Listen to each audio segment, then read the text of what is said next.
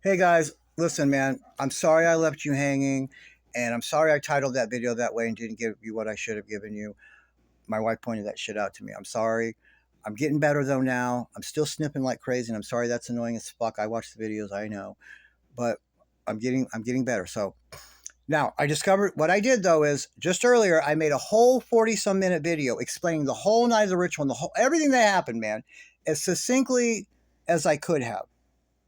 And what happened is I went to post it and they said, oh, your video is longer than 15 minutes. We're going to need to verify the phone number. We're going to need some picture ID. We're going to need this, that, and the other.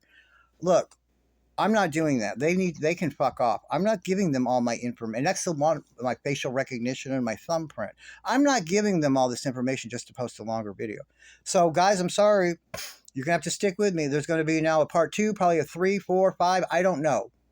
But I'm going to try to do them quick. In fact, I'm going to try to just do this one, post it and start making another one, right? While that one's even uploading, and I'll open the camera, okay? Because I'm feeling better now, okay? All right. So we want to talk about the night of ritual, what actually happened. Guys, I'm gonna have to do build up to things though, okay? Just bear with me because the reason is if I don't give you some background information, number one, you won't understand it. You won't understand why it makes sense. That sounds like that's stupid. Why would they do that? Or it won't be believable to you. And what's the point of this if no one believes it, right? Okay. So, sacrifice. Something lost, something gained. Okay. The more dear the person is to you, like a mother is a good one, or a child, or the more dear it is to you, the more value it holds. Okay. And the more and better you get to gain. Okay. So that's what a sacrifice is about. Okay. Now, it's oftentimes an initiation to get into the brotherhood. That's what's the deal with Gypsy. Okay. All right. Now, I just want to, since I'm going to cut this off about 13 and a half minutes and start a next part 3, okay? And do it that way. So I'm watching the time like a nut, but let me get out what most people want to know. Who was there that night? Who the fuck was there? So I'm just going to tell you that now. I want, and then I'll explain other things as we fill in. David Blanchard was the one that brokered the deal. He was the one that ran the ceremony. He was the head of the ritual and everything. Kim Blanchard, his wife, who's also a Satanist and a witch and a coven, she filmed it. Okay. Then there was Gypsy. Then there was Ace Bannister, whose real name is Brian Rogers, but I'm going to just call him Ace Bannister from here henceforth. Okay. They're not two people. So there's Gypsy, Kim, David, Ace, and then Dan Glidewell. We all know him, right? And then it takes 6 to do a proper ritual. The 6th one was Nick. He's the scapegoat. They always try to put one in there that's unbeknownst to them, like in the Brian Kohlberger, Idaho 4. We have reason to believe that was a sorority killing that killed those girls, and they pinned it on the scapegoat. Wendy's case has a man named Jeffrey Lacasse, who they set up as the scapegoat. They always do that. Now, but he was the 6th one. Nick was the 6th one. So he's part of this ritual, but in a different way, how I'm going to tell you when I get to the video with the part in this series of how he was part of the ritual and tricked, okay? But, so those are the 6 people to make a ritual. That is who was there, guys. I don't care what anyone tells you or what anyone says. That is who was there. David Blanchard, his evil wife, they're filming all this shit because they're always filmed. Gypsy, of course, because her initiation. Ace, Dan Glidewell, and then Nick the scapegoat. Period, 100%. Okay? That's who was there. Okay. Now, if they were doing, please understand, David Blanchard brokered this deal. Gypsy had to give them something to offer, though, too. They don't just say, hey, this chick wants to, kill her mother. Hey, can we? No. No. You have to have something to offer, too. Okay? If they don't approach you and you want to, this was David Blanchard's probably idea, actually. He's been the Satanist a long time. They needed Dee Dee out of the way. What she had to offer was this house. Now, I'm not going to get into it on this video. It's a whole thing. I have to explain some things and tell you some things before, but that's what she had to offer. The house with those windows already blackened out, okay? The Brotherhood as part of it was going to, because they're not going to take the house from the poor little sick handicapped girl whose mother was just killed and her boyfriend who went crazy was just killed. She had to defend herself. That house would have went to her. She was already an adult. And the Brotherhood already said they would make sure it went through at court, and any probate or anything owed or anything that needed to be paid, they were going to pay it. They wanted the house for a reason, and I'll tell you in a later video. They've got to go down some rabbit holes even, kind of. Okay? That's what she had to offer, so please understand. And she was going to give up her mother and her boyfriend, supposedly the man she loved. So she was going to do a double whammy. She was going to give up those two people, sacrifice their life, do a torture ritual, and then she had her house for some very nefarious things they were going to do. Which are, again, okay? That's what she had to offer. And the reason it was Dee Dee is because she's her mother and she's very dear to her. That's someone you love. You got to give up something that's dear to you, or it doesn't make sense. Okay, so that's the deal. That's who was there, all right? Now, I need to tell this before we go any further. When I tell you what Gypsy did to her mother, and she 100% did this, and there's film of it somewhere, we need to preface it with this. That little girl that you saw in that fucking police interview, where she's, is not who she really was at all. That's the role. Her mother taught her to lie and act since a child. That is a role. She was a normal, 23-year-old young woman who was running around. This is what they called her, and I quote, all the people said the same thing. She was a ghetto hood rat, and she ran around with ghetto hood rats, a bunch of them devil worshippers too. And the Vision Con, there's a lot of devil worshiping people going on there too, by the way. All right? So, ghetto hood rat. She ran around drinking, smoking, hanging out with these people everywhere. Her mother blacking out the windows, not just they couldn't see her walk, because she had friends over and was hanging out. Her mother knew she was an adult. They were at it like a friend-like adult relationship. It's nothing what they told you. They built a whole narrative to make her look like a victim. Okay?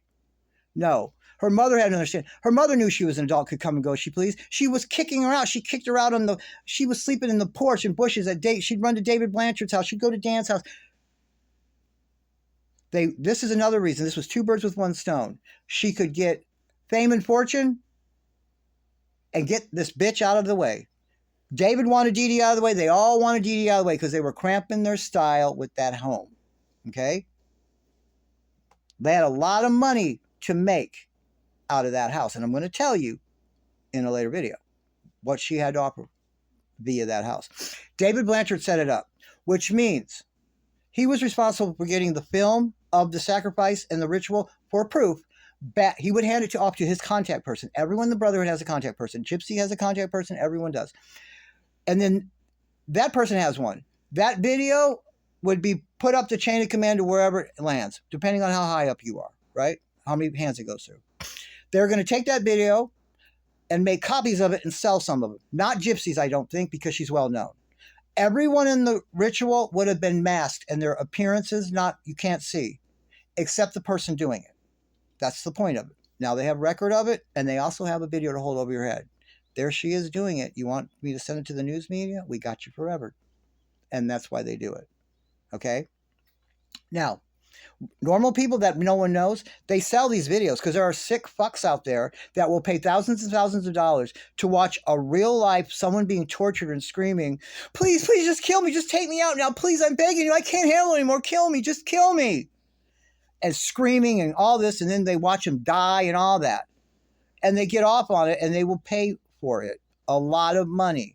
Very wealthy people, a lot of them get sick in the fucking head. All right.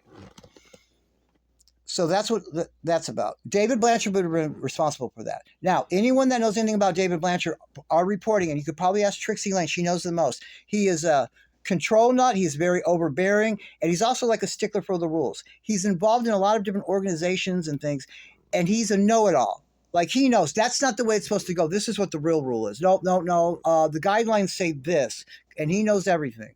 So that leads me to believe that he did a proper ritual because he had to turn the video in. He's responsible for brokering this shit. Okay? Which means, just like the movies say, guys, the movies are mocking real life. They would have all had the hooded, red or black hooded thing or over their face or a mask on. But they all would have that on. Okay? I know this is crazy. They did her on the kitchen floor. They would have moved the kitchen table out of the way, and they would have made a pentagram on the floor. I don't know this to be true because none of this was reported to us. I'm telling you that this is the proper way they should have done it, and I believe they did because David Blanchard had put his face on it, and he's a stickler. Okay, that's how I drew that conclusion. But they would have used like coal dust or chalk or something and made, sprinkled it and made the 5-point pentagram. I don't think they would use something permanent, And then at whatever time they knocked her out, incapacitated her, drugged her, whatever they did, then they would have laid her on that pentagram on the kitchen floor. Then they did the torture ritual. Now, however long that lasted, I don't know. We don't know the times on that. And then it would culminate or end in their sacrificing or taking her life by her slitting her throat. Gypsy slit her throat. I need you to grasp that. She did. She slit her own mother's throat, just that quick. And once that soul left the body, she accomplished her lose something, and now she gained something and she's in. That's why she was protected right away. That's why they flew in to help her, okay? Now, they tortured her. They were burning her. They were heating metal up and burning her. They were burning her with cigarettes. I know the FOIAs don't say that, but you guys, I'm going to make another video about the police corruption. They were all in on it. They were ordered to make this. They didn't give us that. They didn't give us the cigarette burns. Why? David and Kim Blanchard smoked cigarettes. Dee Dee smoked cigarettes, and so does Gypsy. The Gypsy, she used to take Dee Dee cigarettes even since she was a kid. Everyone knows that. The one person that didn't is Nicholas Godejohn. And remember the narrative. He's this evil monster that snapped and killed my mama and then tried to hurt me, but then I had to kill him. That's how it was supposed to go, but we'll get to that in due time. Remember? She's going to do a double whammy. But somehow that failed. I don't know. I'll tell you how that was supposed to work as we go. Okay, so they're torturing, doing all these things to her. We don't know any about the burns and all the other shit they did to her, okay? And they're filming this, okay? And they're recording her screaming out things, right? Gypsy, don't hurt me! Gypsy, Gypsy, Gypsy! They recorded this for use later, right? Okay, so they should have been, I don't think the kitchen was big enough to stand 6 feet apart, but they would have been doing the deal, watching Gypsy. They mutilated her genitals with the help of Ace Bannister. She took a fork with forks. That's how low budget and trashy they are. They took forks and her and Ace Bannister mutilated her genitals. All of her mother's vagina, her labia, her clitoris, all of it. Ace Bannister to this day runs around and jokes. He calls her the heifer, Dee Dee, the big heifer. We made her look like raw ground beef down there. He thinks that's funny. A heifer, ground beef, ha ha. All right? So they tortured her and they filmed it. People get off on that. All right? And I'm going to end this right here, and I'll see you in part 3.